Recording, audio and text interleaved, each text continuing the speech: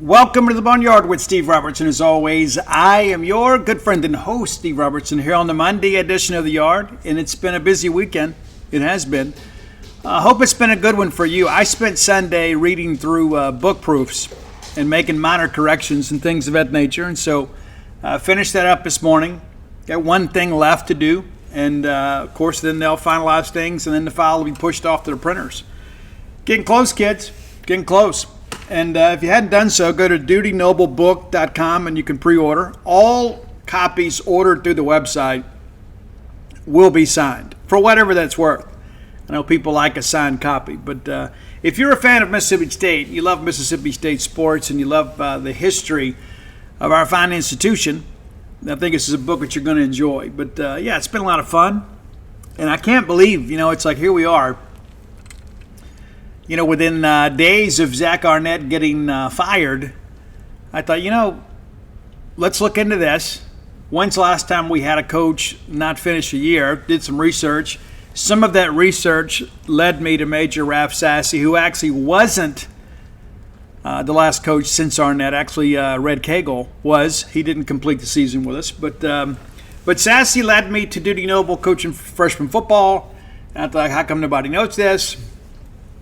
Somebody should have wrote a book about Duty Noble. I thought, you know what?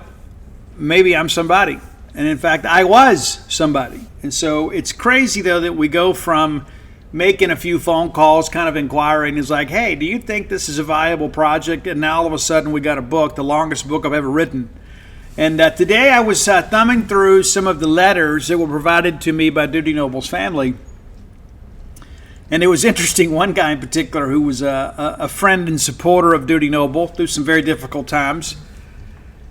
He was writing a letter and he said, hey, read extensively about Old Main burning down, and I'm surprised they didn't try to pin that on you since they blame you for everything. So the more things change, the more they stay the same. It's pretty crazy how it works, right? The names change, the problems don't. Which reminds me, too, I was messaging last night with a dear friend talking about the book. The thing that's so incredible to me is how the cycles with State and Ole Miss just repeat and repeat and repeat and repeat. Right? Ole Miss has always been cheaters. It's true. And I can take you all the way back into the 1910s and prove that. And Ole Miss, one of the first teams that was ever sanctioned by the NCAA, they were in the 50s for illegal inducements for football. And so nothing's really new under the sun. And then on the Mississippi State side, it's like, how many times can we make bad hires, right? How many times can we make hires that maybe are of satisfaction to certain alums to the detriment of the university? How many times do we take the cheap way out? And as you read the book, it's going to get very frustrating. That aspect of it especially. You're going to read through it, it's going to be like, man, why? We went from riding high. Sassy had us in the Orange Bowl. We were competing for conference titles. We have a little rough patch there. We bring in Alan McKean, and all of a sudden things are going great. Winning bowl games, winning conference championships. And, some people just weren't happy, And the descendants of those people are alive and well today. And so all that spirit of malcontent still exists. There's always somebody out there that thinks they know better and do better. Speaking of which, I'm not going to get political on the show, but I'll tell you, I've seen some of these clips today of the director of the Secret Service having to answer before Congress. I can assure you that no matter how bad your day has been, short of you losing a pet or a loved one, nobody's having a worse day than she is. And I'll tell you this, I don't care who you vote for, I just hope that you vote. But this bipartisan effort to try to get to the truth, and the way that people that have been political enemies have become political allies in trying to get the truth out there has been encouraging to see, because I'm a person that is largely apathetic about anything in federal government, just to kind of lay it out there for you. It's true. I don't trust a lot of these people. But, if you've seen the clips, man, you see what I'm talking about. And I believe in accountability for everybody. For me, you, and certainly our elected officials. Absolutely. And I go back to, you may not notice about me, one of my favorite movies of all time is V for Vendetta. I absolutely love the movie. I love how so much of that is, probably correct. Especially the line about, people shouldn't live in fear of their governments. Their governments should live in fear of their people. I firmly believe that. And I don't think that at times we do enough to hold them accountable. And so I think it's important to be involved in the process. Some people are just happy to vote. Other people are just happy to complain. But there are other people out there, they're like, hey, they'll go to a school board meeting. They'll go to a city council meeting, and they will speak their piece. And I think that's very important. I think everybody should feel represented in government. And I don't think that's always the case. I think a lot of people feel like that, hey, my concerns fall on deaf ears. That doesn't mean you shouldn't make them. Firm believer in that. Absolutely a firm believer in each and every bit of that. And so if you can see those clips, you can see there are people from both sides of the aisle that are furious about this. And it is clear that it was an operation that was basically a Mickey Mouse type deal. And it's good to see some people asking questions. We as the American people deserve answers. We deserve, even if we don't like the answers. There's some things in life that we talk about. I mean, you go back to A Few Good Men, right? With Colonel Nathan Jessup on the stand. There are a lot of things we really don't want to talk about, but we still hope they're happening, right? And what I mean by that is that the people that are sworn to defend us have to do some things at times that maybe we don't have the stomach for to protect the American people, right? And so I think we all see, I know those things happen. I just don't want to talk about them. But something like this, it's crazy, man. There has to be accountability. There has to be transparency and accountability. And transparency and the federal government don't usually mix. But again, enough politics for us. But hope you're having a great day. Hope you're having a great week. Just 5 weeks away from college football. We're going to begin our opponent previews today. As we get closer to the season, we'll kind of break down some other teams as we get into fall camp and kind of see, how the rest of the league looks.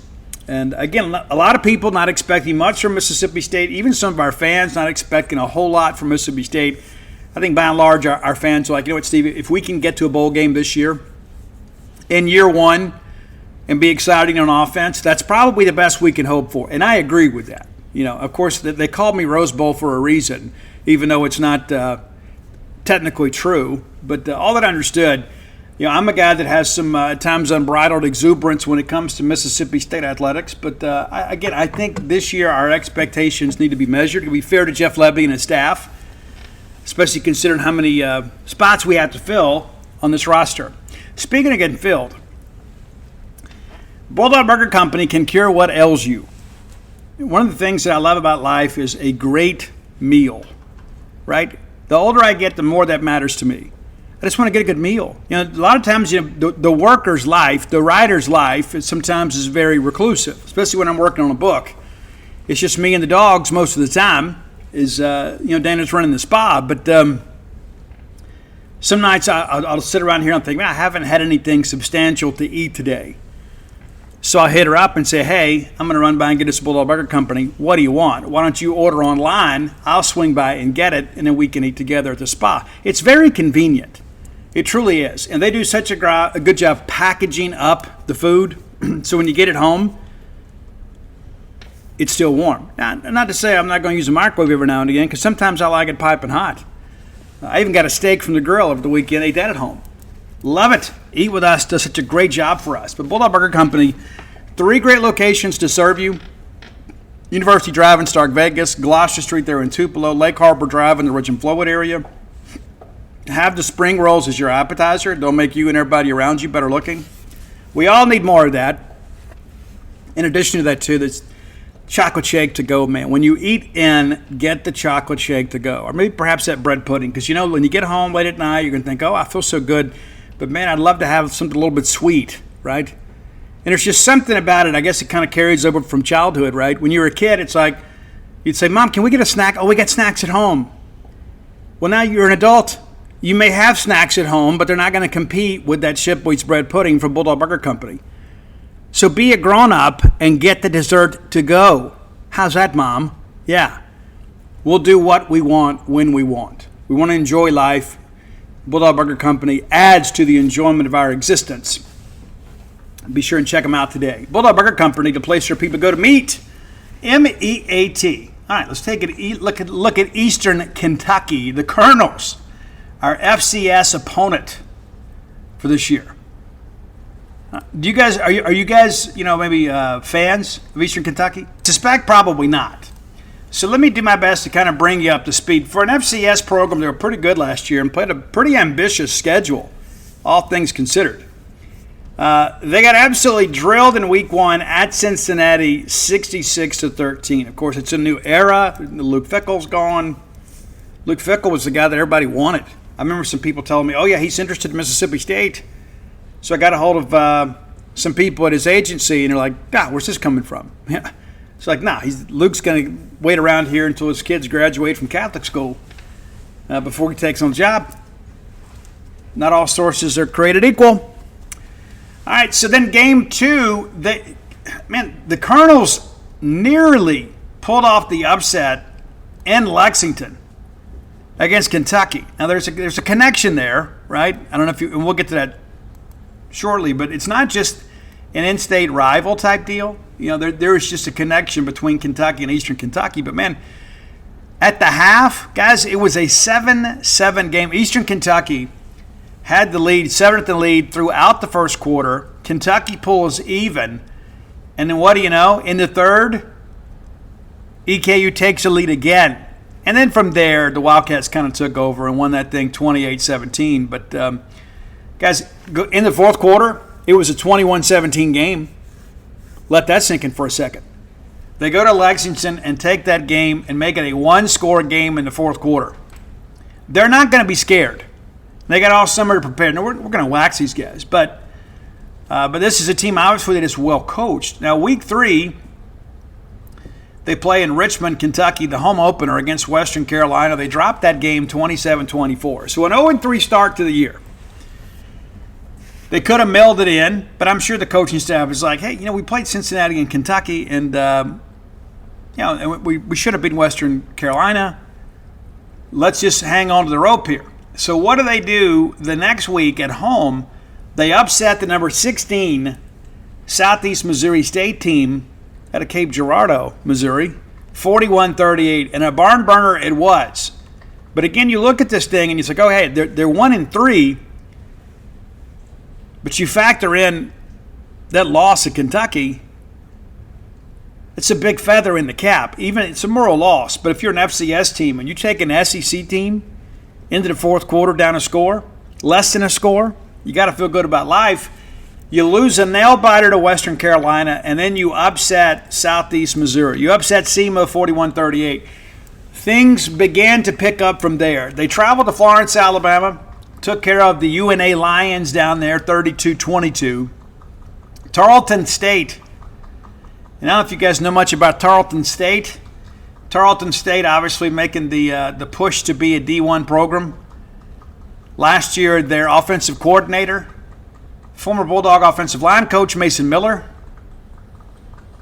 had an outstanding year last year. I mean, have you looked into Tarleton State at all? And they were, of course, had the petition last year to try to get them in a bowl game and things like that. Guys, Tarleton State went 8-3 last year, and one of the 3 losses to Eastern Kentucky. 41-35 in double overtime. These guys are clearly not uncomfortable in close ball games.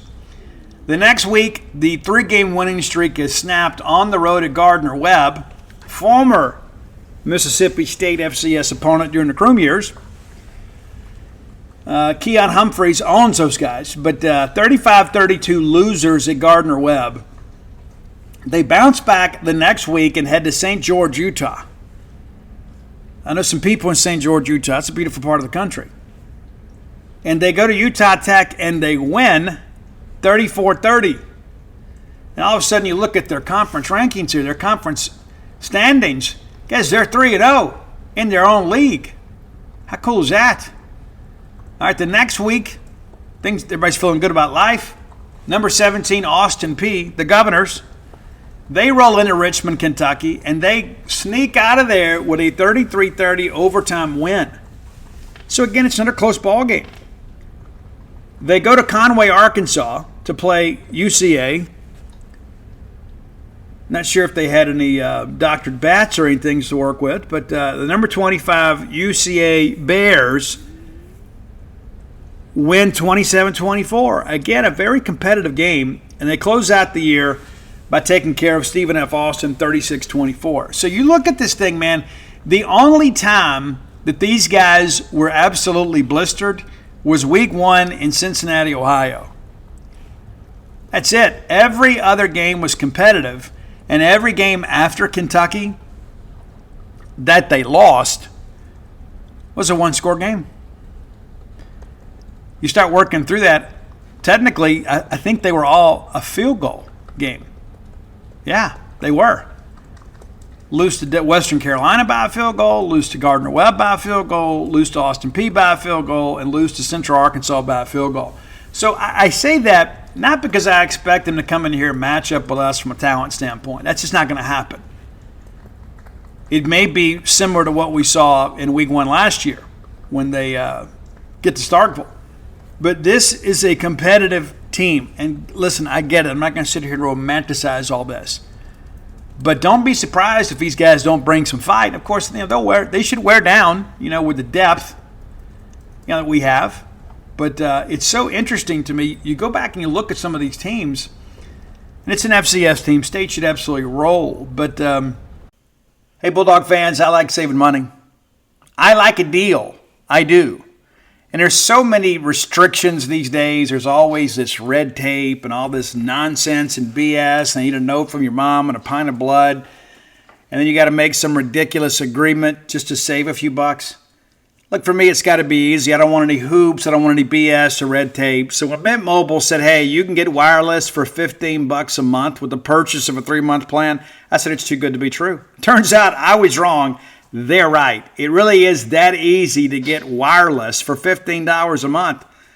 The longest part of the process, the time spent on hold waiting to cancel the existing service with my old provider. It's just simple. You call Mint Mobile, they get you going. To get started, go to mintmobile.com/boneyard. There you'll see right now the 3-month plans are just $15 a month, including the unlimited plan. How about that? All plans come with high-speed data, unlimited talk and text delivered on the nation's largest 5G network. You can use your own phone with any Mint Mobile plan and bring your phone number with you, along with all your existing contacts. Find out how easy it is to switch to Mint Mobile and get 3 months of premium wireless service for just $15 a month. To get this new customer offer and your new 3-month premium wireless plan for just $15 a month, go to mintmobile.com/boneyard. That's right, mintmobile.com/boneyard, and cut your wireless bill to $15 a month at mintmobile.com/boneyard. $45 upfront payment is required. That's equivalent to $15 a month. New customers on the first 3-month plan only. Speeds slower, above 40 gigabytes on the unlimited plan. Additional tax, fees, and restrictions may apply. Today's episode brought to you by Zippix Nicotine Toothpicks. Zippix brings you a totally satisfying, convenient, and great tasting way to curb your nicotine cravings. Now you can get your nicotine fix anytime, anywhere without having to rely on smoking or vaping. How cool is that? Zippix toothpicks give you an easier, better, and more discreet way to get your fix. They're available in 6 great, long-lasting flavors and have options in both 2 milligram and 3 milligrams of nicotine. Zippix are perfect for flights, sporting events, restaurants, and literally everywhere else that smoking and vaping are banned. They're also one of the most cost-effective nicotine products on the market. Zippix also offers caffeine and B12 infused toothpicks. If you're not a nicotine user, or if you're trying to get away from the nicotine habit, wouldn't that be a good thing? Zippix have already helped tens of thousands of customers get their nicotine fix without needing to inhale smoke or vape bowls. Make your lungs happy and try Zippix nicotine infused toothpicks. Ditch the cigarettes, ditch the vape. Get some nicotine-infused toothpicks at zippixtoothpicks.com today. Get 10% off your first order by using my code BONEYARD at checkout. Your lungs will be glad you did. You must be 21 or older to order. Warning, nicotine is an addictive chemical. Zip more, smoke less with Zippix nicotine toothpicks. Again, 5-6 overall, 4-2 within their league. And perhaps they'll be better in their league this year. But as a program, just under 30 points a game. Now, they allowed 33, and, of course, some of that's skewed because Cincinnati put up 66. But 99 first downs on the year, rushing, 144 through the air, 22 by penalty. So 265 first downs. Their opponents had just 262. So they're a team that moves the chains. Pretty balanced offense in many respects. A little more pass happy than run happy, but again, good balance. They ran for 1,778 yards net last year and then threw for 3,033. Get some RPO stuff in there. 38 touchdowns on the year, allowed 48. Kicking game was decent for them. 19 of 25. Their opponents 10 of 12, and a lot of that's, again, you look back to those field goal games, goodness. Maybe red zone defense wasn't as great as it should have been. Team pretty good on third down, too. 59 of 137 for a 43% conversion rate. Fourth downs, 9 of 13. And when you come to Starkville and you're Eastern Carolina from the FCS, you have absolutely nothing to lose. And so when you get in those situations, you're going to go. You're just going to throw caution to the wind. Say, guys, we'll go down here and get us a check, and you never know. We're going to go out here and just play wide open. 24 sacks against, and then they only had 14 sacks of their opponents. So, not a pressure-happy team. Converted 31 of 32 PATs, allowed 43 of 44. PAT defense, such a crucial part of games, right? But look at their red zone numbers here. Their conversion rate as an offense is very good. 44 of 48, 29 times, so there's 44 touchdowns. Defensively, they only allowed scores 38 out of 49 times, so the red zone defense is actually pretty decent there. Allowed 30 touchdowns of those 49 attempts. Look at some individual numbers here, too. And, again, it's difficult to know, how things look with the transfer portal. You know what I'm saying? You never know, right? You never know who's going, who's staying, especially at that level. But Eastern Kentucky did get some transfers. Everybody does in some respect. But they really spent a lot of time on defense in the portal. Now, some D1 bounce back guys. So at the quarterback position, they bring in Matt Morrissey from Western Illinois. 13 touchdowns, 2,014 yards. Completion percentage, not too bad, 207 of 339. They also added offensive lineman Liam Coppinger from the College of Ohio and Nick Bryan of Kent State. I don't know if you'd call that an upward move. Probably from College of Idaho, yeah. But it's interesting, to see how they hype these guys up. They're excited to have them, as we should as well.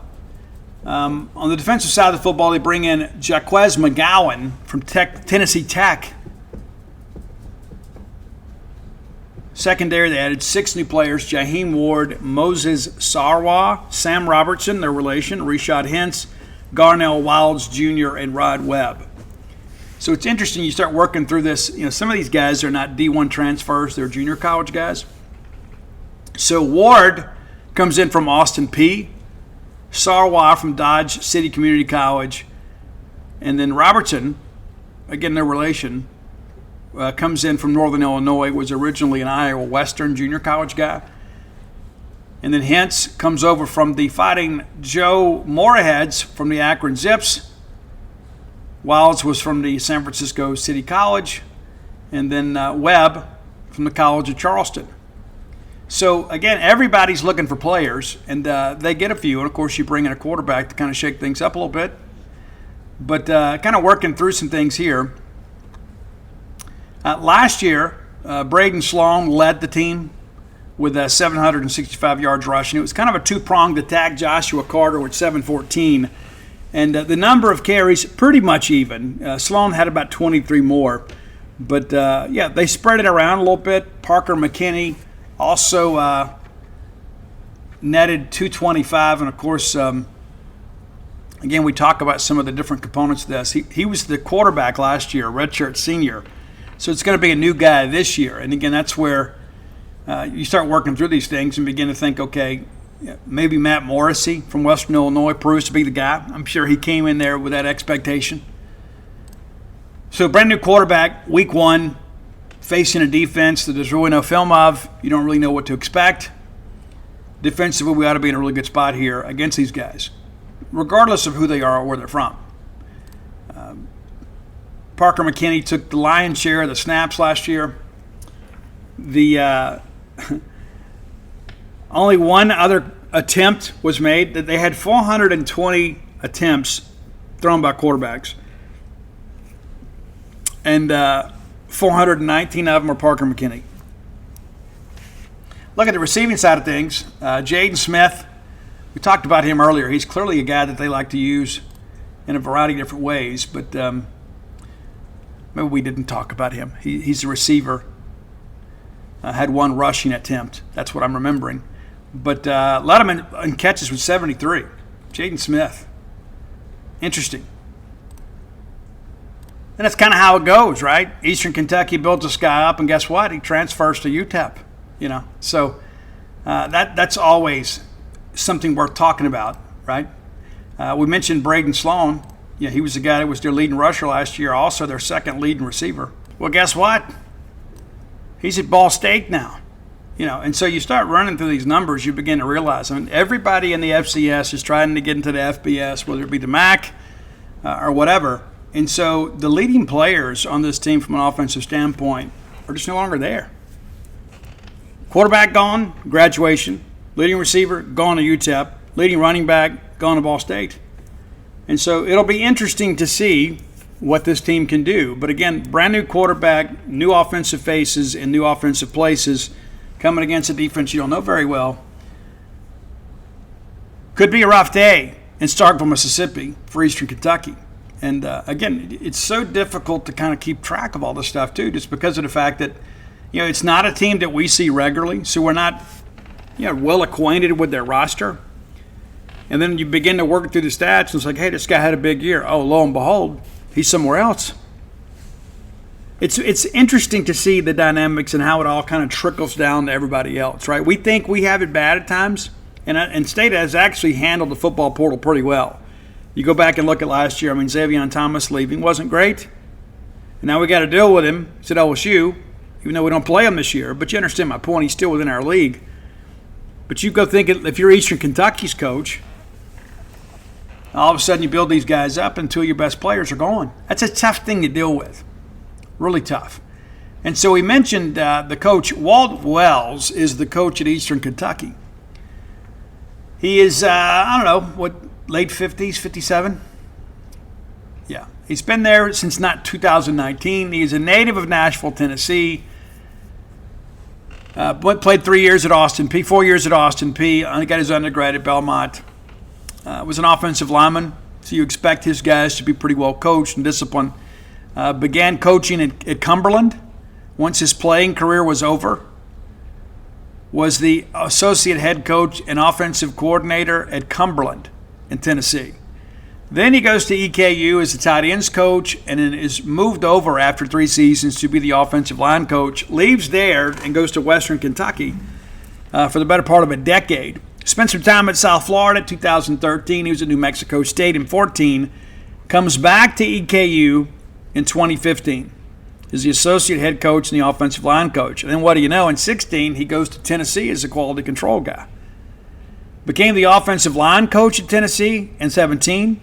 And then goes over to be a QC guy at Kentucky from 2018 to 19. And then gets the job at Eastern Kentucky. So a pretty well-traveled guy with a lot of connections to the Commonwealth up there. Pretty interesting. Yeah, transferred from Austin Peay to Belmont. Yeah, so got his master's degree in human relations management.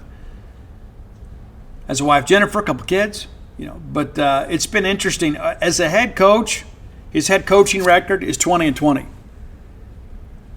It's sometimes you never know with this stuff. Like they had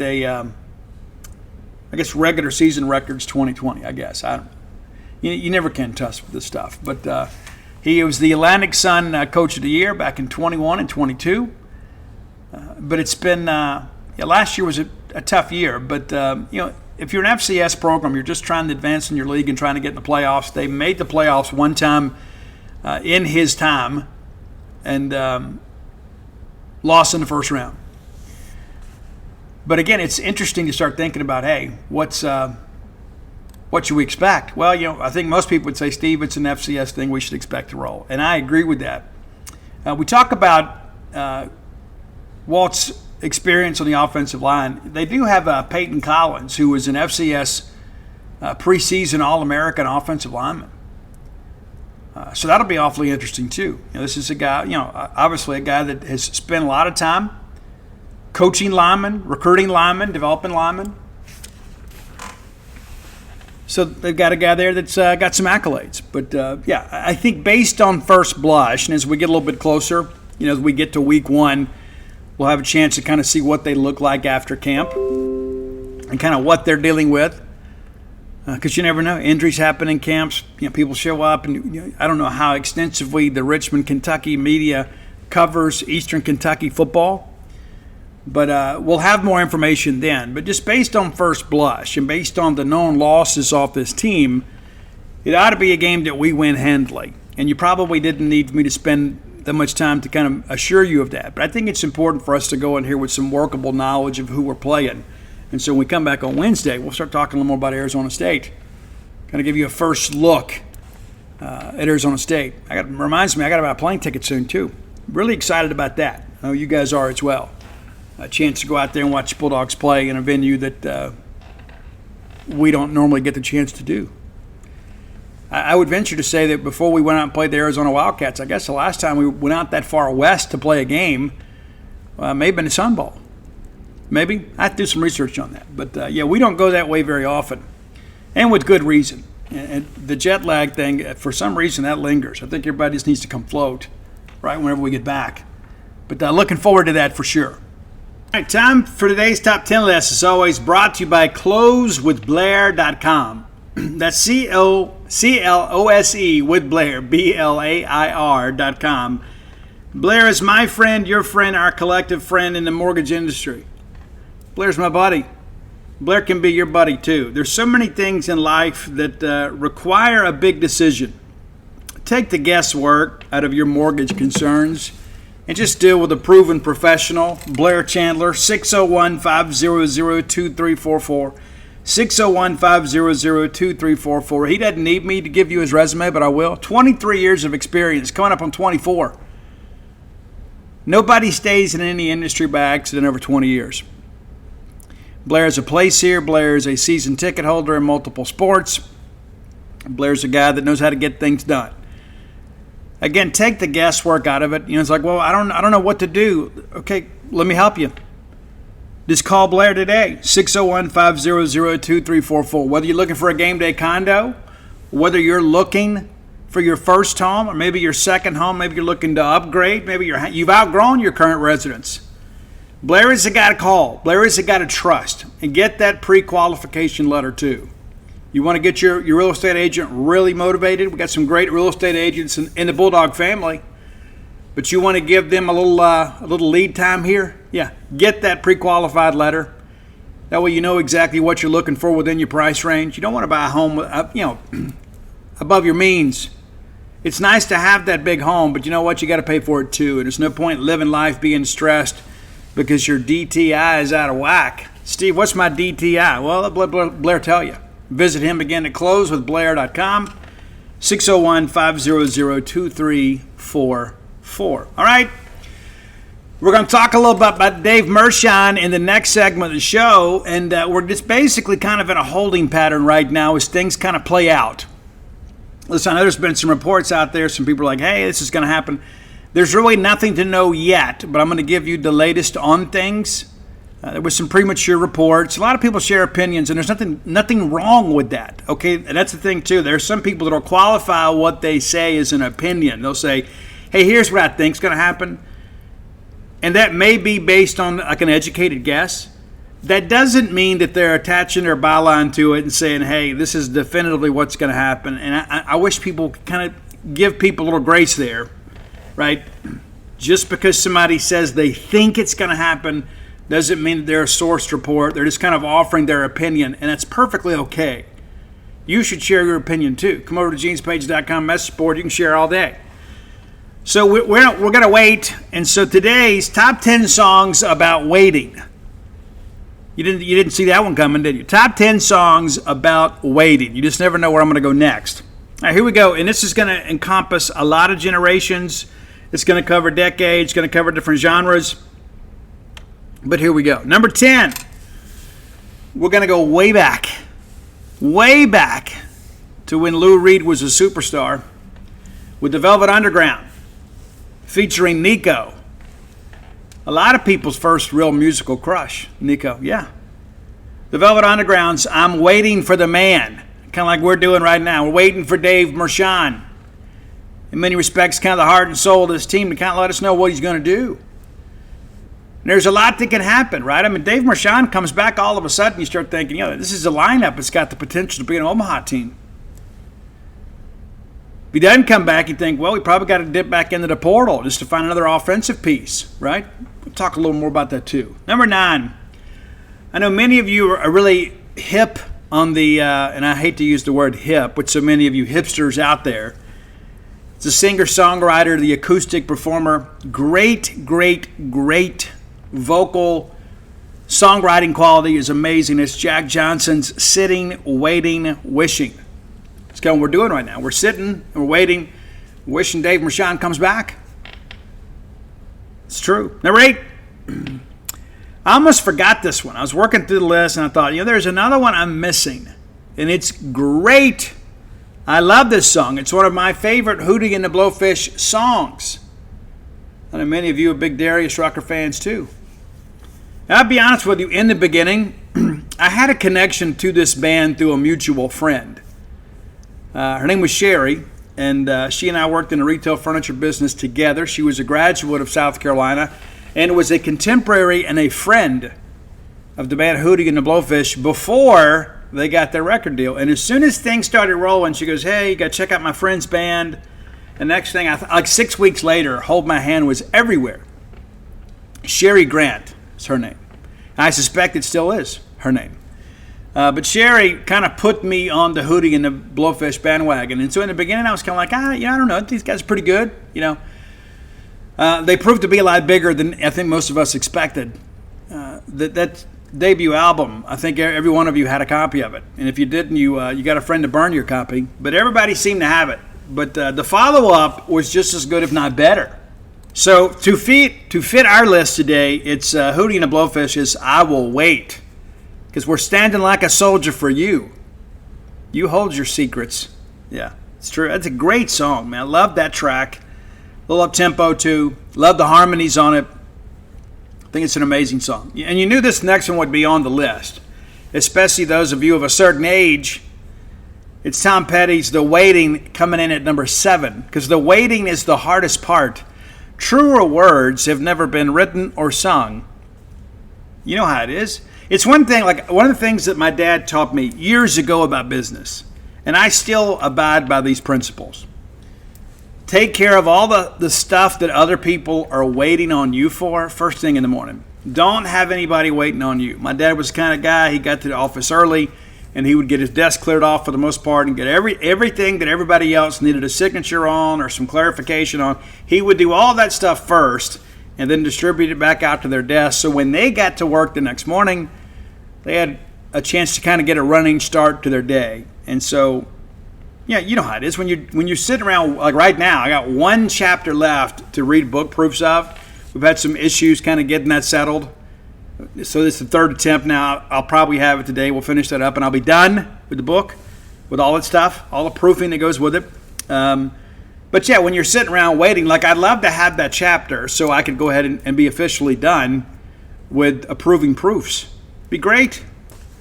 And real quickly here, this is the thing too. You talk about separating the wheat from the tare, right? There's so many people out there that want to write a book, And this is the part of the process nobody talks to you about. Like, I've been done writing this book for weeks. Finished. Yeah, I had to do a few little housekeeping things here and there, pin out the intro and things like that, finish up acknowledgments. But as far as like the actual research and writing, it's been done for weeks. And then you wait for all these editing notes to come back around.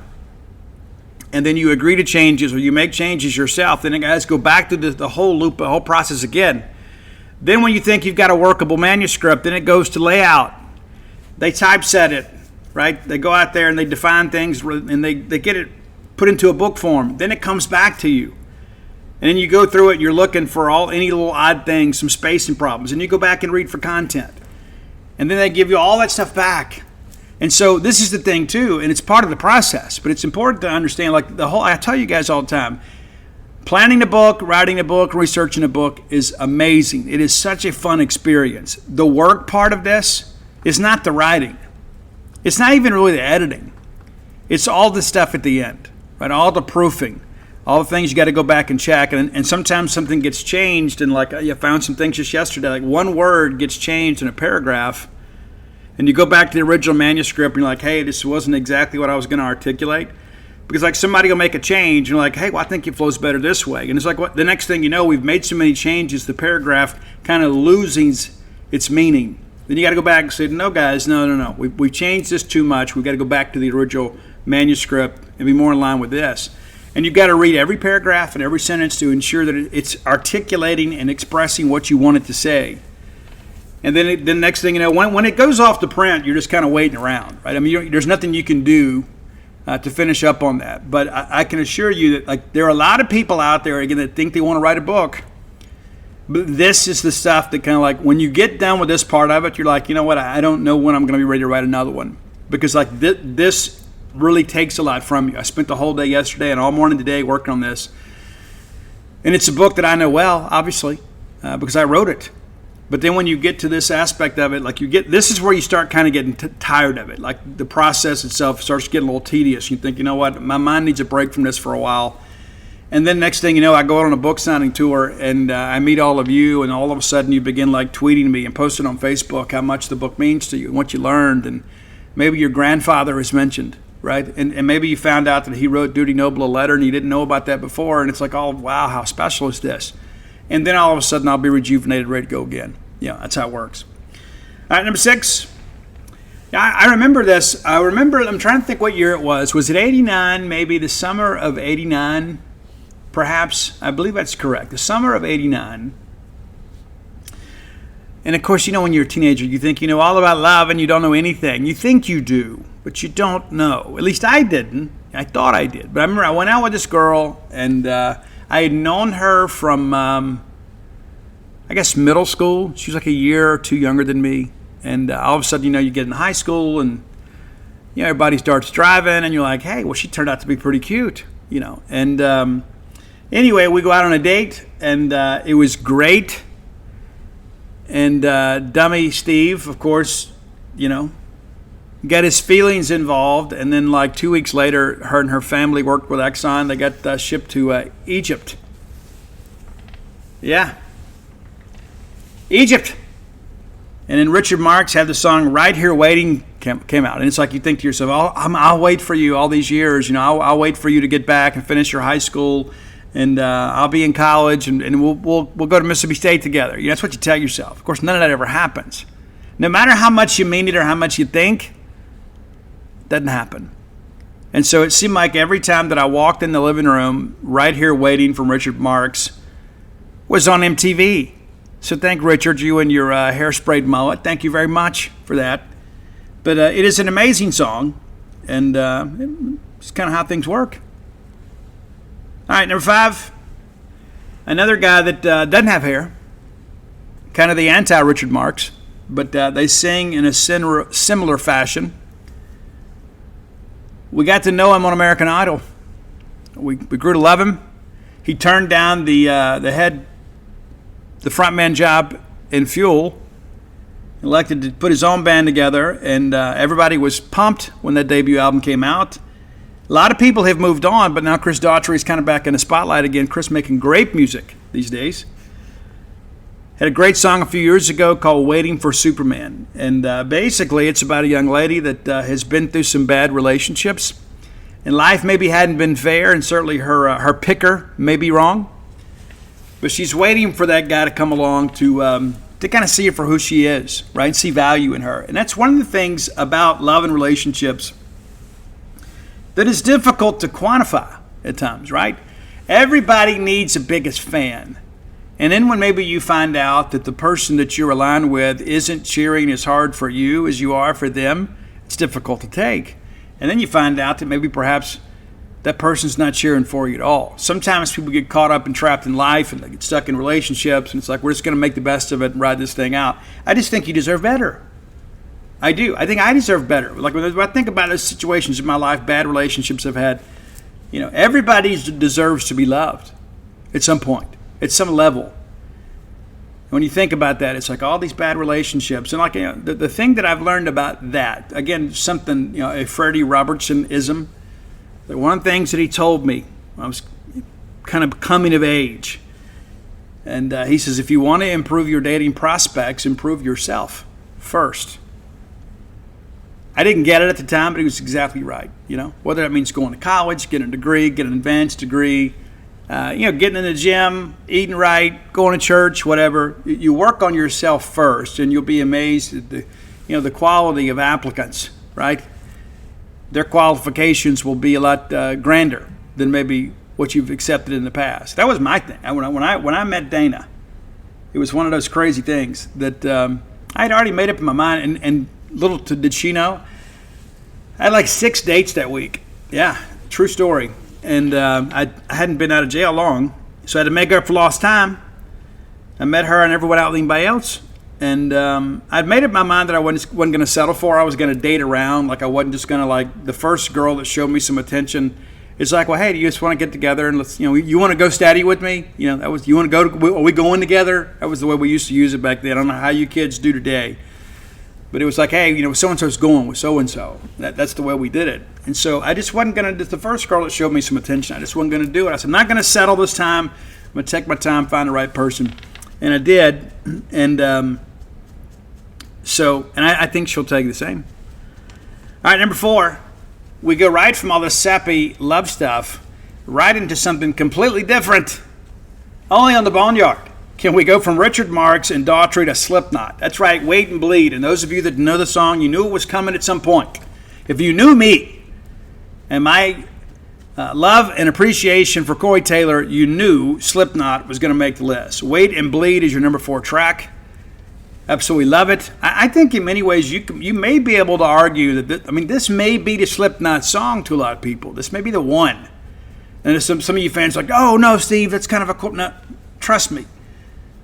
To people on the outside looking into our world, that may be the one they know. That may be snuff, maybe. Number 3, going back a ways, absolutely love this track. I loved it when I bought this CD from start to finish.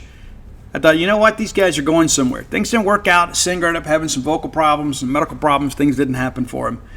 But it's Bonham's Wait For You. All that I can do is wait for you. Great vocal on this.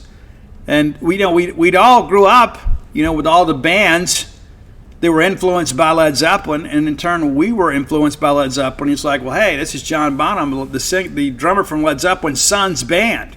So right out of the gate, they're kind of hitting the ground running. We're like, okay, well, let's go check it out. And then the song Guilty, that's my favorite Bonham track, Guilty, off the album The Disregard of Timekeeping. Absolutely amazing track. And I don't know that it gets enough notoriety. But Wait For You was the song, and I remember a friend of mine, I won't embarrass him. I should, but I won't. My best friends in the world. And if you live around Brandon, you know exactly who I'm talking about, so you feel free to confront him with this. But I remember when he was having an adult relationship, and it's going to take some time to sort some things out. And I show up at his apartment one day, and he's got this song on and singing along. I open the door and kind of catch him in the moment, where he's singing. All that I can do is wait for you. He caught in one of those moments of romance, right? Yeah, it's true. It's so funny to me. I look back in hindsight. He would be so incredibly embarrassed I'll just tell you, it's Ernie Turner. It's Ernie Turner. Ernie, that's what you get for not calling me back the other day. Ernie Turner. I walked into his apartment, and he was playing the song Wait For You and singing and kind of dancing around a little bit. And I caught him unaware. And so, Ernie, you just made the show. Number 2, going back a little bit before the Bonham album dropped, I guess I was a sophomore in high school. I remember listening to this. We were on our way to Meridian to play Meridian in a soccer game. And one of the girls on the trip, one of the managers, had the cassette, and it was White Lions' Wait. I never had a chance to love you. It's true. I didn't. I never had a chance to love you, but I'm loving you now. But Mike Tramp, amazing. Mike still out there playing. He'll probably come play your birthday, your bar mitzvah, or your barbecue these days. But happy those songs are still being sung. Mike had some vocal issues several years ago and kind of regained his good health and his love for the road again. I don't know if White Lion ever reunites. I wish they would. Wish Vito Bratta would do some things. But Wait was really the introductory track for a lot of people into that amazing band. And what you remember is that black and white video and that great head of hair from Mike Tramp. He was a heartthrob, man. All the girls loved him. A little bit softer than me. Better singer, certainly. But Wait, number 2. All right, number 1. And I don't know what other song it could be. And this is, I urge this of all of you because every single day I get hit up by, Steve, what's going on, what's going on, what's going on, what's going on. Trust me, when there is something to know on David Mershon, you're not going to have to ask me. Because as soon as I learn it and I verify it, I'm going to go to the board with it. We're going to write an article about it. Trust me, you don't have to tweet me and ask me. I appreciate those that interact, but understand I'm not just sitting on information waiting for a tweet. As far as you know, right? I may have the numbers to the new lottery. And I'm just waiting for somebody to tweet me. Just, hey, the 100th person to tweet me today is going to get the winning lottery numbers. You never know. No, seriously. You got to have some patience. And we're going, that's right, Guns N' Roses' Appetites for Destruction was released yesterday. It was the anniversary on July 21st. I guess it was released back in 87. So it's been a long time.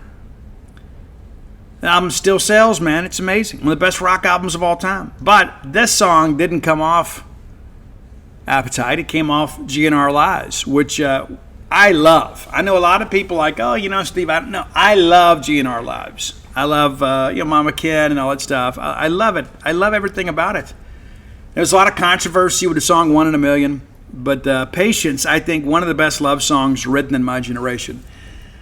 So be sure and check it out. We're just kind of waiting on David to decide, and we'll have more about him here in the next segment of the show. So thanks, as always, for your support of the Top 10 list. If you have ideas for the Top 10 list, reach out and let us know. Best way to do that is hit me up on social media, or Roy, who is available at Dogmatic67, DAWGMATIC67. And he's the keeper of the list. He swears he's a little bit behind on the list. He's going to get those out today. Listen, with the amount of money I'm paying Roy, I can't complain, right? It was his idea in the first place. But he'll get caught up with you guys. And best thing to do is just maybe subscribe to him on Spotify. And then these great lists will just kind of auto-populate for you. But that's where we are. But you may have a great idea too, and we're happy to give you credit. Some people don't want credit, but if you do, we're happy to give it to you. And thanks as always for your support of the Top 10 list. All right, next segment of the show brought to you by Campus Book Mart. That's right. Your friends, my friends, the people that always come through for you when you need the perfect Mississippi State gift. Whether it be new clothing, new decorative items, maybe a housewarming gift, maybe something to detail out your fan cave, you can find it at Campus Book Mart. They also carry my books too. So if you're looking to shop for some Mississippi State merch and say, hey, while I'm here, I'll pick up one of Steve's books before the new one comes out. You can do that too. And by being a loyal Boneyard listener, let me give you a phrase that pays. It's BSR, which stands for Beautiful Steve Robertson. You know that. You know that. Get your free shipping on all items over $75. Any order less than $75, absolutely incomplete. But when you're in town, Afford yourself some time to go by and take it all in. You'll be glad you did. Because there's not everything makes it online, right? Sometimes you're just kind of walking around, you're like, hey, this would go perfect in that little spot, right? Come by and check them out. I love them. They're like family to me. I hadn't been able to see them as much the last year or so because, I hadn't had a sports book in a while. So we'll do some book signings there at Campus Bookmart this football season. We're excited about that. Excited about football, excited about new books, and excited about being together with my friends at Campus Bookmart. Again, go by and check them out next time you're in town. You'll be glad you did. All right, let's talk a little bit about the David Mershon situation.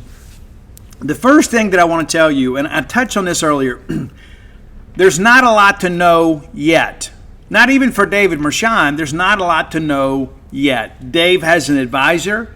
Dave has a well-educated family that loves him. They're navigating through this. It's not like they're holding anybody hostage, right? The fall semester doesn't start for nearly a month. Guys are just kind of wrapping up, playing summer ball and things of that nature. And so he owes it to himself to work through this process. Even if he replicates this process next year, he'll be all the more wiser having gone through it. He'll know exactly how things work, what the clubs are having to say.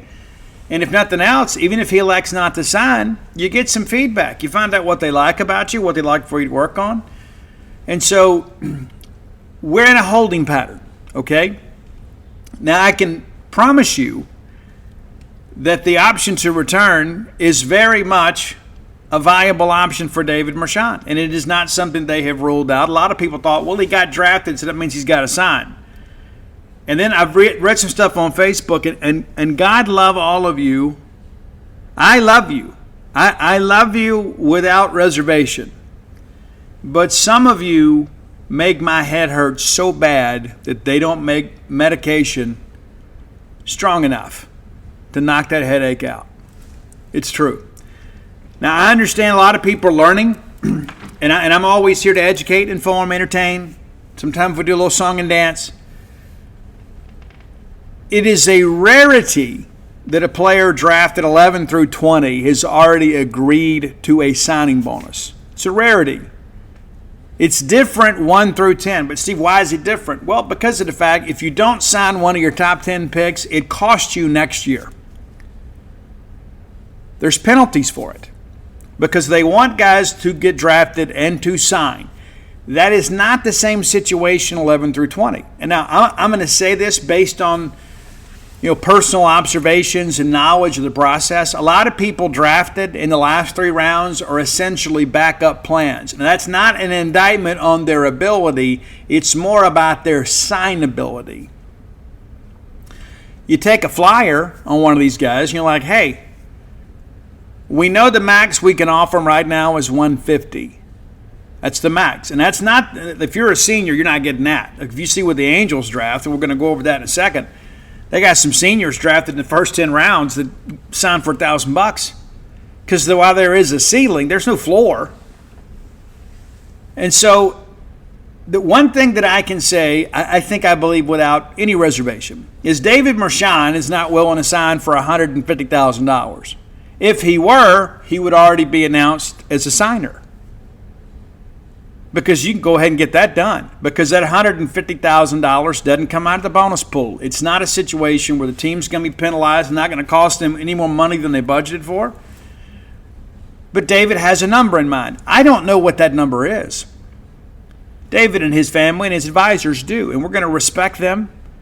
And we're going to love them. And we're going to be happy they're part of our family, whether that extends for another year or not. But if I had to call it today, I would say the chances of him signing are probably not very good. I think right now, if I had to lean, gun to my head, I would lean towards him coming back, and I'll tell you why. I have this pulled up in front of me. I'm going to refresh it just in case anything happened while I've been recording the show with the Angels draft. I want to thank whoever maintains the AngelsWin.com website. Because of the fact that shortly after I went through the Angels draft and tried to look up and assign signing bonuses and things, do all this work myself, Within moments of me posting that, I see that somebody else had already linked the angelswin.com for him. And again, whoever runs this, it is great. They've got a spreadsheet set up with who signed, what they signed for, what the slot value was. A lot of information on here. I wish we could replicate that. I do. It's great. Super, super good job here by the folks at Angels Win. So let's navigate through this together, kids. Okay. So Christian Moore, you know him from Tennessee. Many of you don't like him. I like him a lot. And yeah, does he run his mouth a lot? Yes, so do I. Okay. So do I. He's a competitor, and yes, he runs his beak a little bit, and that's part of it, man. But he is a heck of a ball player. The Angels spend their first-round pick on him. The slot value for that pick is $6.5 and change. He signed for $5 million. Now, it lists here $4,997,500. There's a $2,500 deal there between process and all this stuff. But he signed for $5 million. So they save just over $1.5 million by him going under slot. You say, but Steve, why would he go under slot? Well, I don't know how the deal's constructed.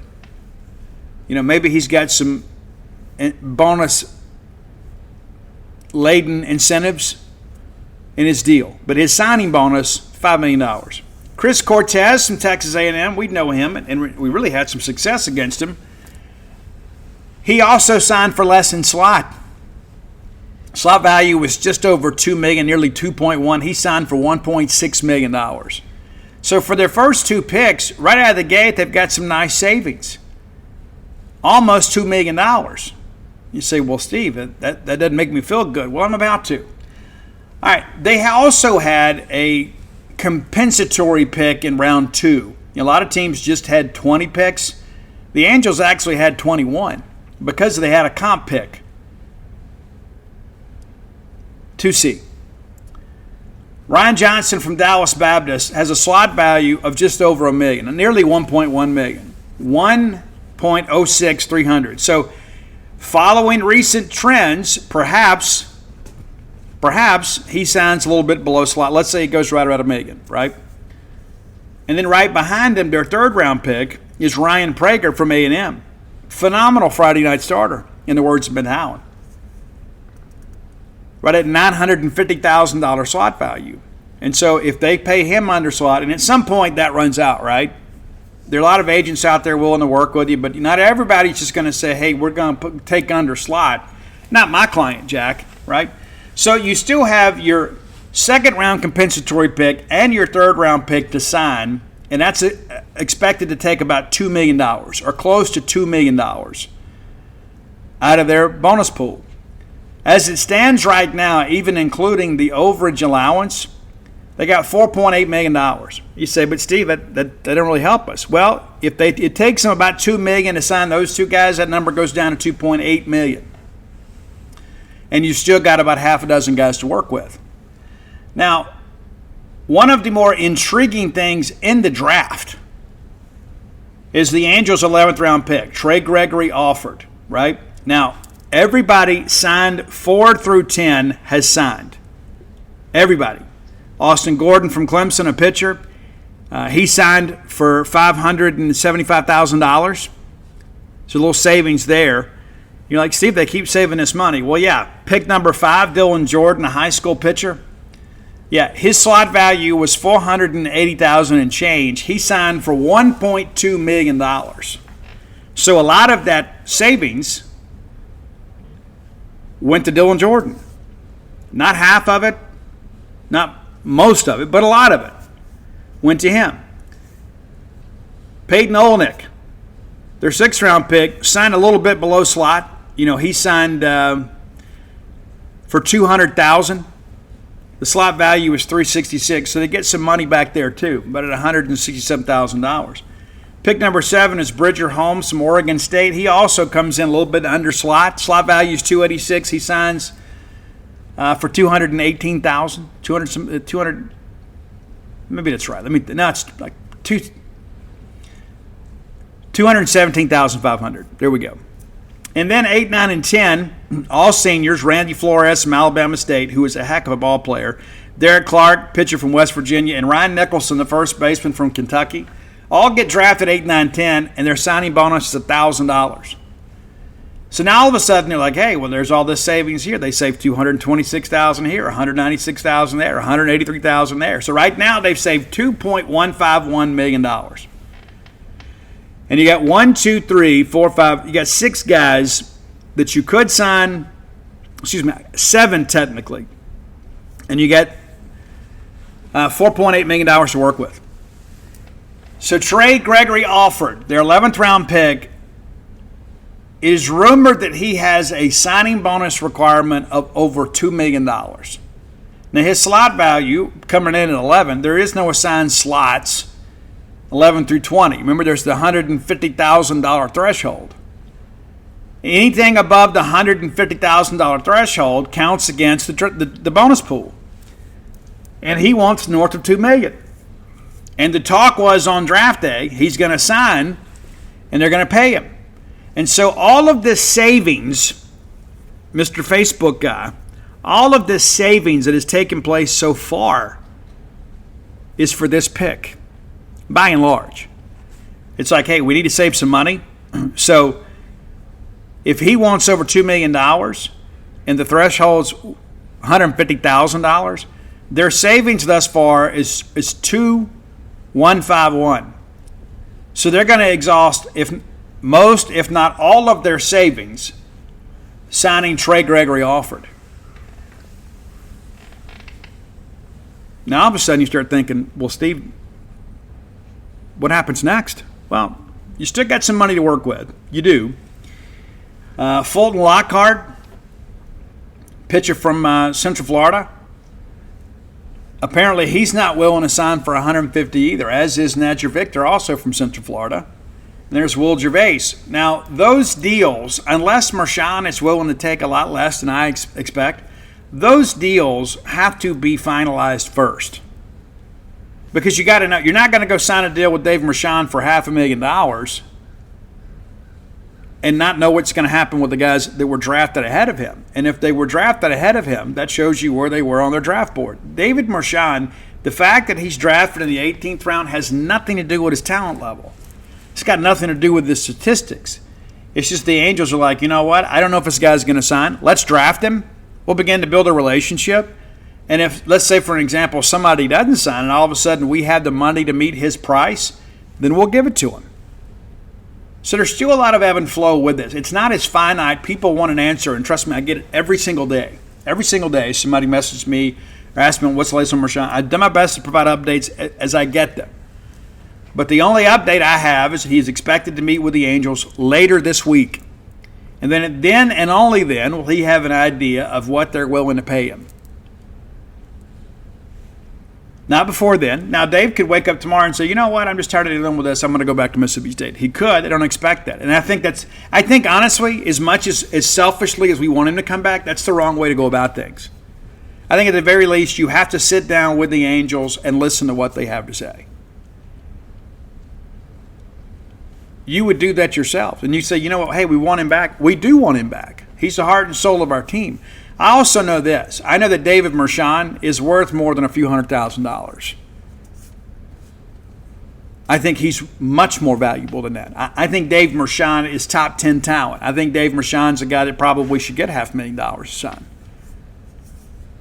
Or more, to be honest with you.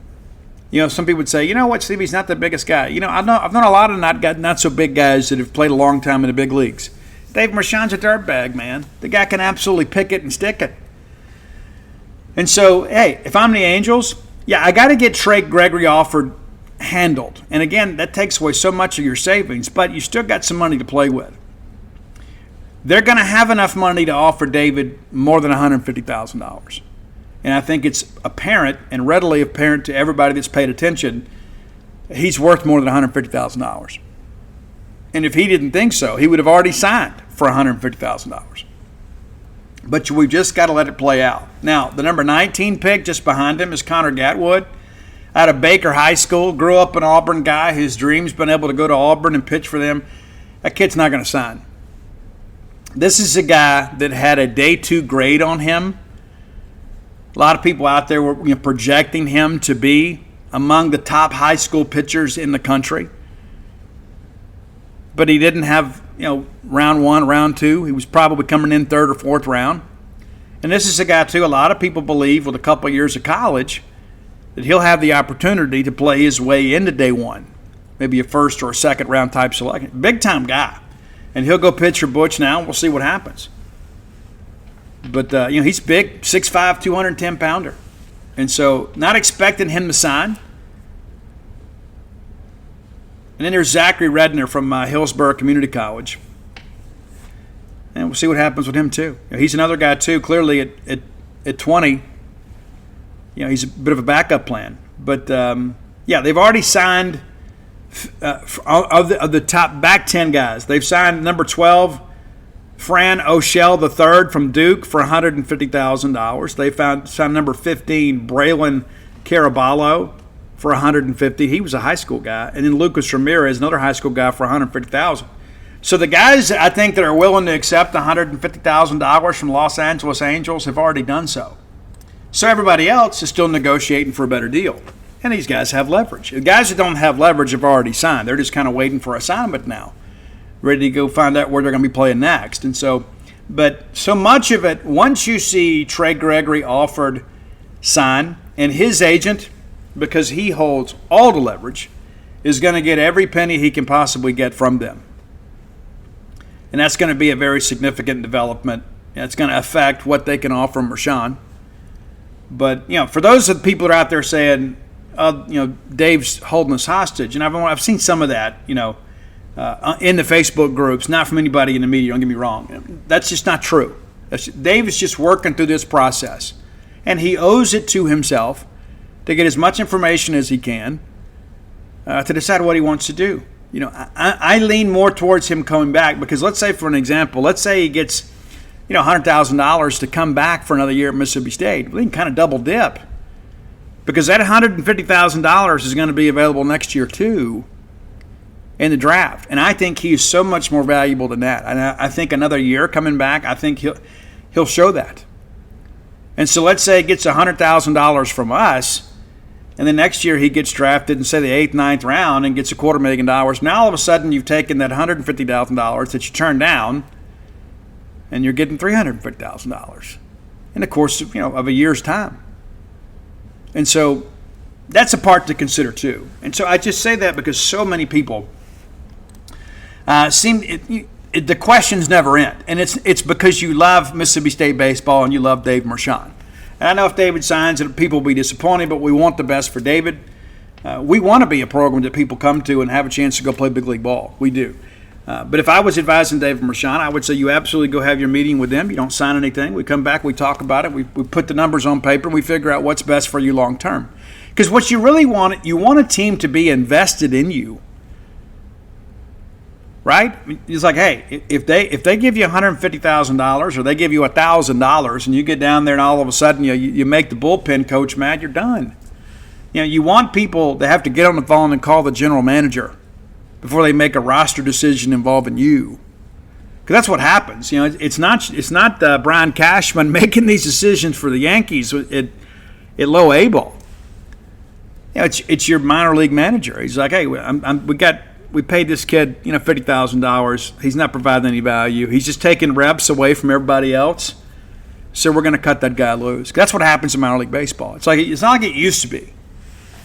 Any guy that's out there that you're not invested in, that is not providing value, gets cut because he's just taking reps away from the guys that your franchise is invested in. And so if you're young David Mershon, you want them to make a financial commitment to you to give you some sense of security. But again, Dave holds all the cards here. Dave and his advisors and his family could just say, hey,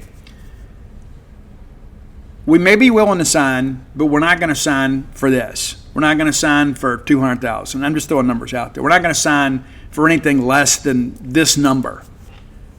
And if they're not willing to meet that number, then Dave Mershon owes it to himself to come back to Mississippi State and prove to the Angels and everybody else that I'm worth that number and more next year. But everybody just needs to hang loose. Just pump the brakes. We don't need anybody getting on social media and just let it all play out. Your baseball coaches Everybody involved understands how this process works. They're in regular contact with the Mershons.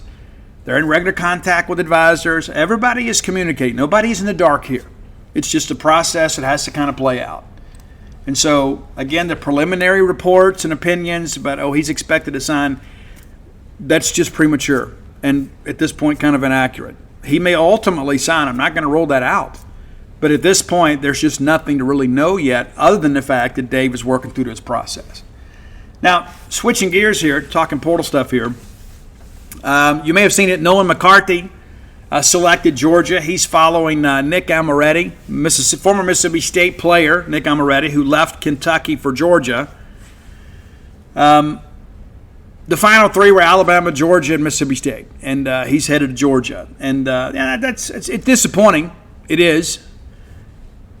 I'm not going to sit here and say it's not. It is. But, this was a guy we would have liked to have. And the truth of the matter is a lot of people said, well, maybe we slow played this thing too long. That's just not really true. I mean, we had him in the day after the draft. Then he went and visited Alabama. He's visited Georgia. So it's like everybody kind of treated him the same way. But there was a relationship, obviously, with Nick Amoretti that headed to Georgia. And so Nolan's now headed there. And Georgia, obviously, a team that has done a lot in the portal. And I don't know if you've seen the last few days, they've kind of tweaked the portal rankings a little bit. Your Bulldogs now fifth in the country. And even then, that's still not enough for some people. Like, I can't believe, before I was like, I can't believe we're in the top 10. Now we're in the top 10. I can't believe we're behind Alabama. Yeah. Guys, number one, these rankings are only going to continue to improve as they get more data. We've only been doing this a couple of years, right? And I'm not even involved with 64 Analytics. Those guys, I have been in contact with the guy that owns and operates that website really for a year now. Talked to him last year before this thing even became a big thing. And so they're working through it. They care. They want to get it right as best they can. I mean, it's so difficult to predict future human performance. But they care. It's not like they are beholden to anybody else, but the reality of it is that the Bulldogs right now rank fifth in the country, for whatever that's worth. But there were a lot of people that use those same rankings to beat Mississippi State up early. We're like a week into the portal. We're getting crushed in the portal. Kentucky and Georgia already got all these kids lined up, and now you look now, Mississippi State's fifth. So were the rankings better back then because they fit your narrative a little bit more? Hey, the rankings show we're getting crushed. Now the rankings show that we're one of the best in the country in the portal. So which is it? You can't have it both ways. Either the rankings were wrong back then or they're wrong now. Well, they've always been wrong. But it can't be, they were better back then before they tweaked the formula than they are now. So if you use those rankings to beat up Mississippi State baseball a month ago, now you must use those same rankings to praise Mississippi State baseball's efforts in the portal. You're not willing to do that? Well, then that goes to tell me that it wasn't the rankings that mattered. It's just that you were looking for any opportunity possible to kind of beat up your coaching staff and beat up your program. Right? Let's be honest with one another. Because now that the rankings don't fit your narrative, now all of a sudden we don't want to talk rankings. I want to talk Mississippi State baseball. And my allegiance is to the M over S. And by proxy, it's then committed to the coaches and players that wear said logo. Because if they win, then Mississippi State wins, which means I win and you win. I'm going to share with this, and we're going to change topics before we get out of here. I'm going to share this with you as earnestly and honestly if I can. If Mississippi State has to lose in order for you to be right, you got the wrong mentality. All right, final segment of the show brought to you by the Stark Vegas Clubhouse. If you're looking to bring a large group of folks to Starkville, whether it be a ball game weekend, it's a chance to kind of get away, look no further than the Stark Vegas Clubhouse. Just Google Stark Vegas Clubhouse. You'll be glad you did. When you do, their Facebook page will kind of populate up for you, and you can peruse the pictures of the fine amenities that are available to you and your guests when you stay at Stark Vegas Clubhouse. That great big back porch area, I can't oversell that. Great place to just kind of sit, maybe eat, have an adult beverage, watch the sunset, just relax. out there kind of in the country all by yourself. Only got one neighbor out there. We want you to be respectful of those folks. You don't want you to ruin their time. But you can get out there in the peace and quiet of Oktibbeha County and just kind of enjoy being together. Full service kitchen. Take turns cooking. I don't know what you want to do, but you can do it. Also the wet bar out there, the fire pit area. Conversations around the fire pit are just more meaningful. This place is available to you just 5 minutes away from the Mississippi State campus. You can do your tailgating there, right? You don't have to worry about your stuff walking off. Just kind of do it all right there, you know. And so nevertheless, I encourage you to check it out. Maybe it's a back-to-school trip. Maybe it's a scenario where perhaps that you want to get the girls together, the guys together, the cousins together, the couples together. You can handle it all there. 5 bedrooms, 2 baths, and a lot of room, just kind of spread out and just kind of enjoy being alive. Now, when you Google, some booking options are going to come up for you. You can book through Airbnb. You can book through VRBO. I don't know your preferences. However, if you want to save a little money on your stay, I can help you with that. Book through the Evolve website. That's EVOLVE, the Evolve website. That also will pop up for you. And use promo code BSR10. That's BSR10. Gets you 10% off your stay just by being a listener to this show. No better place to stay in the Golden Triangle than the Stark Vegas Clubhouse. All right, a few other things I want to talk about before we get out of here. You know, we have had some Diamond Dogs signed for some money here as of late. Toronto Blue Jays announced a couple signings. Blue Jays second round pick Cal Steven signs for $1.16750. So you can add $2,500 to that. You can kind of do the math yourself. But slot value on that pick was 1.489. So it's a little bit under slot. But hey, Cal Steven now is signed for $1.1 million. That's big, significant for sure. In addition to that, Colby Holcomb signs for $200,000. Actually signed above slot. Slot value was $190,100. He signs for $200K, which says a lot about his potential. Listen, I'm a Colby Holcomb fan. I also understand we have reached a point that we just simply couldn't trust him in a ballgame. We've been there before too, but we wish Colby the best. I know it's not like Colby went out there and tried to mess up for us, right? I mean, he wanted to go out there and get outs, and sometimes he looked absolutely dominant. The New York Mets have signed Cal Steven. Excuse me. They didn't sign Cal Steven. The Blue Jays did. But the Mets signed Nate Dohm. Slot value $934,800. He signed for $797,500. So you can do the math. He signed for $800,000. There is that $2,500 test and stuff. There's just a little bit of an adjustment there. But he signed for $800K. So you got some guys out there getting a head start at life, getting a little coin. And, we do expect everybody else to sign. We'll find out the deals. Mershon is the only one of the 11 dogs that were drafted that there is the possibility of him coming back. I guess we're kind of waiting to see what Dakota Jordan's going to sign for. Let me just double check and see if something's happened since we've been together, because it's getting close, right? It's getting close. Let's see here. Yeah, no talk yet about that. So we'll see how things kind of play loose there. They constructed a pretty good scenario for him to be able to get basically second-round money in the fourth round. So we'll see how that plays out. And, we do expect Cam Schulke to sign. Big Cam Schulke fan. And I don't think he'll sign for the full $150, but he won't get $1,000 either because he had a year of leverage to come back from. But, Cam needed to go. Let's just kind of call it for what it is. If Cam didn't cash in now, this time next year he'd come back and be a senior and then probably have to sign for $1,000 or sign an undrafted free agent deal and get nothing as a signing bonus or next to nothing.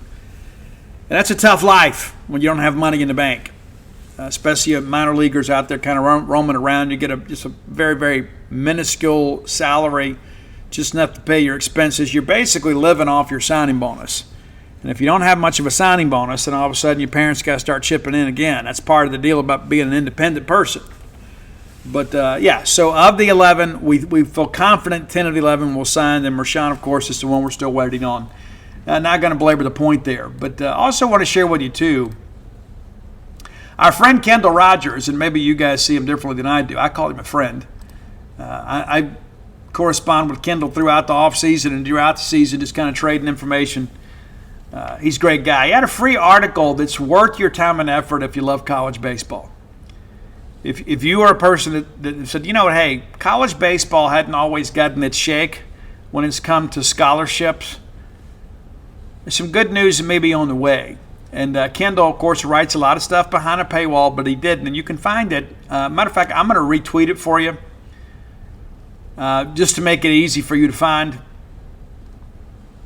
I'm scrolling through his timeline here to make sure we find it. But, he's done a really good job kind of putting this thing together.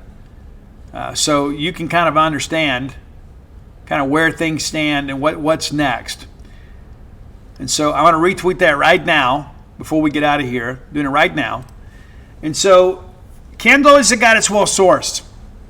And as you guys know, there's going to be a new model for NCAA sports. And so one of the things that we have said for some time is that baseball is underfunded. And it is. You know, as a father of a former college baseball player, I can tell you it is. In many respects, you pay to play. You know, we got a little bit of a scholarship from Williams Baptist, and we had to pay the rest.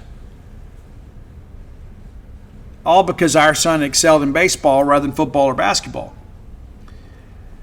So baseball's got 11.7 scholarships, but it appears that the scholarship numbers are going to come up. Now, a couple of years ago, when Greg Sankey led that committee, and Kendall references that, it goes, hey, we think we'll go 17 or 18 scholarships. And a lot of people are like, well, that doesn't make a lot of sense. But now it looks like the roster limit's going to be 35. The current roster is 40. But at 35, there is the possibility that everybody could be on a full scholarship. Now, what does that mean for college baseball? Well, it means a couple things. Number one, it means that it's going to dilute the talent a little bit. Because you're not going to be able to just stockpile. Those 5 extra scholarships that you had, you're not going to be able to have them anymore. Roster spots, excuse me. You didn't have scholarships. But you had 40 guys. You go to 35 and then everybody's on full scholarship. Well, that's going to, number one, stop a lot of guys that are on the fence about going pro and to coming to college. Because there's a lot of people out there, no matter what you may think, it's that they can't afford to send their kids to college. And so as a result, they sign a deal so they're no longer a burden on their parents. And as parents, you would say, hey, it's fine, we'll figure it out, we'll get loans, whatever we got to do. But there are a lot of people, it's like, you know what, hey, I'd rather, instead of everybody going to debt, I'm going to college anyway to improve my draft stock. I'm probably going to get out of there before I graduate anyway. Let me just go ahead and sign. And then if things don't work out, it's pretty much part of the deal these days. They'll pay for you to go to college, get your education. So you can still get that education. But the rest of that story is that we've had so many players over the years, not at Mississippi State, but it's in college baseball, that have had to basically use their signing bonuses to pay off their student loans. And so while their athletic peers in other sports, not only do they get a full scholarship, they get a bigger stipend, and many of them get much better NIL opportunities. Not only do they graduate debt-free, they graduate with a little bit of a nest egg. When Ethan Small got drafted, the very first thing he did was write a check to pay off his student loans. That's just not fair. It's not right. That's something I've been chirping about for years on this show, and I'm glad to see that that's about to change. And then for every full scholarship on the men's side, you've got to have one on the female side. So that's probably going to be either softball or soccer or a combination of both, at least here in the South. Maybe different in South Dakota. They may decide that they want to use those scholarships for on the women's hockey team. I don't know. But I have always felt, and maybe I see things differently than most, that I think anybody that goes out and represents your university on the fields and courts and tracks of play, shouldn't have to pay to do so. They're out there repping Mississippi State, giving us an incredible amount of marketing and advertising, especially the star athletes. What do you think Jake Mangum was worth to Mississippi State?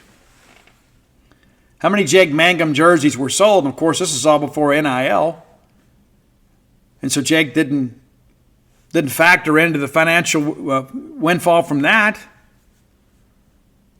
But what was Jake Mangum worth to Mississippi State? How many people became Mississippi State fans, or how many young people wanted to get an M over S cap signed by Jake Mangum? What did Jake Mangum mean for the Mississippi State brand? What did Tanner Allen and Rowdy Jordan mean for the Mississippi State brand? How many hats did we sell? How many jerseys did we sell? How many pictures and tickets? And how many moms had to sit out there on a hot summer day waiting for their kid to get their items, their baseball signed by Tanner Allen or Rowdy Jordan or their favorite Diamond Dog? And so you begin to think about that aspect of it. We certainly benefit from them coming here and playing at a high level. And I don't think they should have to pay to do that. Football doesn't have to pay. Of course, football makes a lot more money. Basketball doesn't have to pay. Basketball makes money in most places, right? You don't have near the roster size either. The coaching salaries are much higher. But most basketball programs make money, especially those that make the tournament. And we're in a situation now that obviously our fans are back. For years you heard everybody kind of saying, which people would come back to games. Down the stretch last year, that was the toughest ticket in the state of Mississippi, is finding a ticket to a weekend basketball game at Mississippi State. So we're in a good situation there. But when you begin to look at the total conglomerate, just because you excel in one sport over another, there has been scholarship inequity. And so that appears to be on the verge of being corrected. That's a big thing. And as somebody on the genespage.com message board said, I'm glad Ron Polk is allowed to see this. It's only taken us forever and a day. But this should happen. But I don't think it should stop there. And listen, I know I don't know all the economics of running an institution of higher learning. I understand that. But one thing that I do know this is that that professor is teaching the same class, and one more student on the scholarship roll is not going to change much. The difference is that the money that the school would get, the variable, right? The parents having to write that check to pay the difference or the financial aid. There obviously is some money lost there. So let's not be completely oblivious to the fact that it doesn't cost something. But so much of these services that we provide, having one or two more students there is not going to change much. This happened to be so the demand for the professor is not going to change, or their student assistants, whatever it's involved. But this is something that should have happened a long time ago. I'm glad that it's finally happening. It's not official yet, but this new model, I think it's one of those things that I have said for many years that all the schools that want to fully fund baseball should be allowed to do so. And by the same token, those that want to fully fund hockey should be allowed to do so. We should not have a vote in what South Dakota State does with their hockey program. Zero. We shouldn't have anything to do with that. And by the same token, I don't think South Dakota State should have anything to say about baseball. There has to be a balance that we can strike here that allows maybe the niche sports in your neck of the woods to be able to be rewarded. We talk about head counter sports and things of that nature and equivalency sports, and it's time to change the way we look at things. And you want to you want to have better players come to college, make it more affordable for them to come. You want to change the game, you want to grow the game, then give people the option. There are so many young people out there, and it's not as bad as it used to be. And that's the thing you think about now. And now there's like this little niche of players that really have nowhere to go because we've restructured minor league baseball. There used to be a lot of guys that would go to junior college and play 2 years and then get drafted, 35th, 36th round and get into minor leagues and hang around there for a couple of years and try to prove themselves. Well, now that option is no longer available to them. In addition to that, many of them can't afford to go to a major school. So they get down with JUCO ball. They don't get a degree. What kind of job are they going to get? And so you've got to if we really want to change the things, you got to change things. You can't just expect everybody else, and I've said it for years now, the leadership of the NCAA has failed us. And maybe perhaps with new leadership, maybe we're going to get some things done we should have got done a long time ago. Listen, I've opined here long enough. I'll be back with you guys on Wednesday. Look forward to getting back with you. We'll begin to work through our opponent previews.